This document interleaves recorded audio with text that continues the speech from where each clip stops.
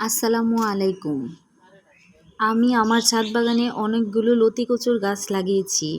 আজকে সকালে ছাদে আসতেই দেখি আমার লতিকচুর গাছগুলি থেকে ফুল চলে এসেছে।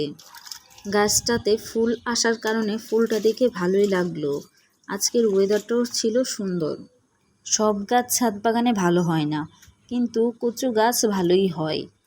আমি আমার কচু গাছগুলিতে তেমন কোনো যত্ন করি না। মাটিতে শুধু গোবর সার মিশ্রিত করে মাটি তৈরি করেছিলাম। এই গোবর সার মিশ্রিত মাটিতেই গাছ লাগিয়েছিলাম। গাছ লাগানোর পরেই গাছের গ্রো হতে লাগলো। কিছুদিন পর পর গাছের গোড়ায় জৈব সার মিশ্রিত মাটি দিয়ে দিতাম। এইটুকু যত্নতেই গাছগুলো থেকে অনেক ভালো ফলন পেয়েছি। আপনারাও চাইলে ছাদে এরকম লতিকচুর গাছ লাগিয়ে লতিকচু খেতে পারবেন। আশা করি আজকের ভিডিওটি আপনাদের ভালো লাগবে। আসসালামু আলাইকুম।